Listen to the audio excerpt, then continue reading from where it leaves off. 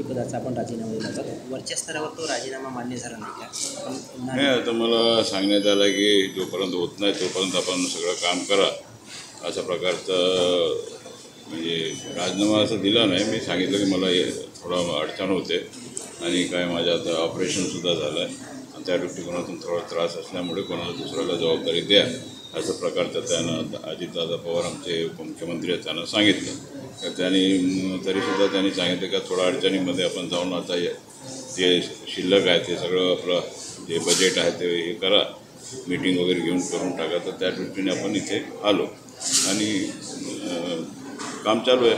आई बाबा होण्याचे स्वप्न अजून पूर्ण झाले नाहीत का? आई बाबा होण्याचे तुमचे स्वप्न पूर्ण करा अपोलो फर्टिलिटीद्वारे. मोफत सल्ल्यांसाठी कॉल करा 9953420359. मराठा आंदोलक मनोज जरांगे पाटील यांनी छगन भुजबळ साहेब एक वरिष्ठ नेते आहेत आपल्या पक्षातली, त्यांना तुझा करेक्ट कार्यक्रम करतो असे सतत धमकी दिली आहे.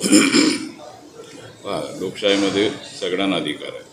कोण उभा राहतो काय उभा राहतो ह्याच्यापेक्षा त्यांना ज्यांचा अधिकार आहे आणि त्या समाजाचं ते नेतृत्व करतात. जरांगे पाटील जे आहेत ते सुद्धा मराठा समाजाचं नेतृत्व करत आहेत. भुजबळ साहेब ओबीसींचं नेतृत्व करत आहेत. ह्याच्यामध्ये माझं इतकंच मत आहे की आपसामध्ये हे भानगडी न करता जे कोर्टाचे जे निर्णय प्रलंबित आहेत, कोर्टाचा निर्णय झाल्यानंतर पुढे काय होईल, कोर्टाने जे आदेश दिला त्याप्रमाणे आपण पुढे चालू. भाजपचे जे आमदार आहेत नितेश राणे यांनी पोलीसवाल्यांना जास्त मस्ती करू नका, नाही तर अशा ठिकाणी बदली करेन जिथं तुमच्या बायकोचा फोनही लागणार नाही असं खळबळजनक वक्तव्य केलं एका लोकप्रतिनिधींना सुद्धा. नाही, हे ठीक आहे, ते प्रशासकीय बाब असतात आणि आपले उपमुख्यमंत्री गृहमंत्री आहेत आणि देवेंद्रजी त्या दृष्टिकोनातून असं प्रकारचं ते काय बोलले असतील त्यांच्या तोंडातून. निलेश राणेनं त्यांनी जे बोलले ते ठीक आहे, परंतु ते चुकीचं आहे. आपण थोडा पोलीसचं काम पोलीस करतो, आपण राजकीय आहेत तर राजकीय दृष्टिकोनातून आपण लोकांनी आपलं काम केलं पाहिजे. अजितदादांनी एक सुंदर योजना काढली, लाडकी बहीण योजना.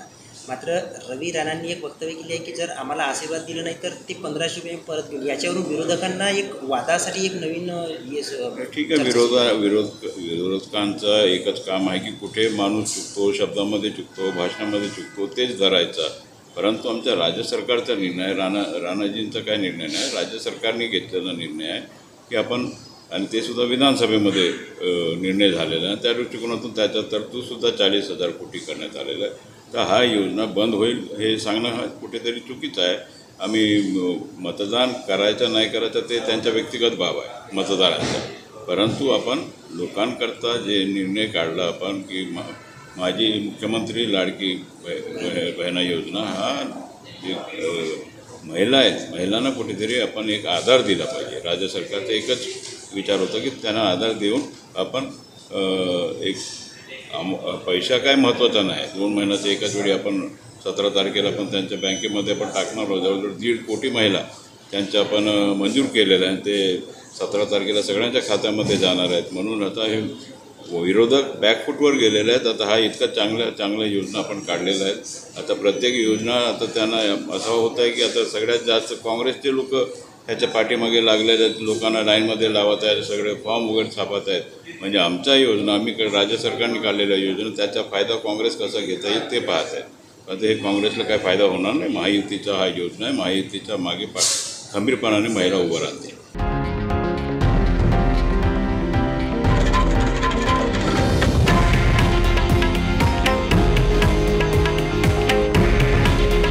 हे आहे देशातील नंबर 1 न्यूज नेटवर्क आणि आपण पाहत आहात TV9 मराठी.